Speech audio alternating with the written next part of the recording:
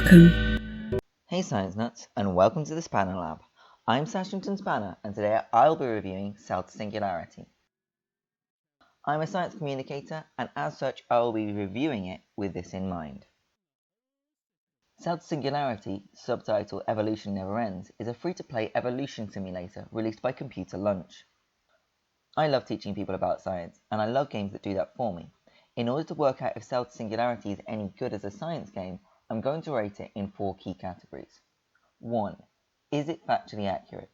Is the science in the game generally acceptable, or is it just made up? 2. Is it good at explaining?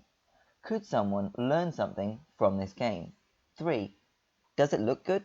It doesn't need to have 4K graphics, but it would be good to know if it'll make my eyes happy. 4. Finally, is it fun to play? There's no point to a boring game. That's not play, that's work, and that's not what I'm about. But first, let's take a look at the game as a whole. The premise of the game is that you start with an entirely uninhabited world, and through gameplay, improve the conditions of your world to support life, evolve it, and eventually develop technology. So what's that gameplay like? Put simply, it's a cross between 2013 sensation Cookie Clicker and an AOL screensaver. And that's not a criticism. You begin by clicking your mouse in exchange for a currency called entropy. While this is initially maddening, you eventually earn enough entropy to stop producing life, objects that will stop producing entropy for you. This leaves you free to watch your new life forms drifting around in the primordial soup, which is actually pretty relaxing. Time to give this bad boy a rating.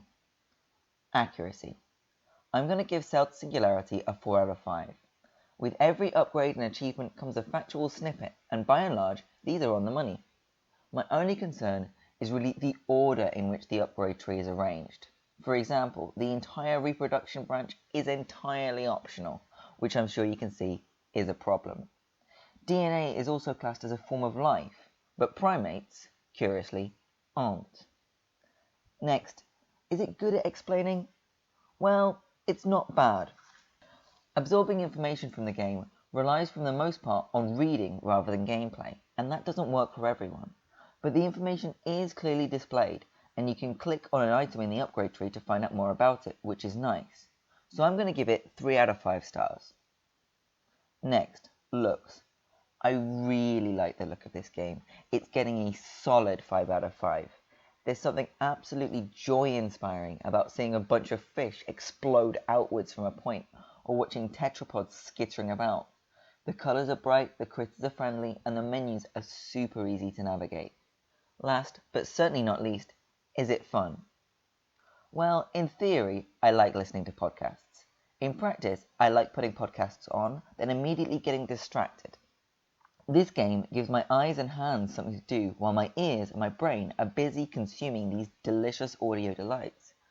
When playing Cell Singularity, your brain needn't get involved. In fact, it's probably best if it doesn't. I'm going to give Cell Singularity 3 out of 5.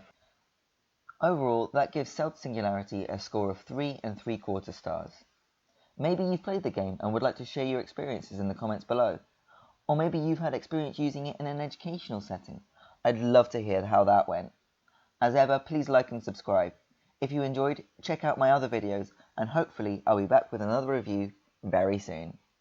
Bye!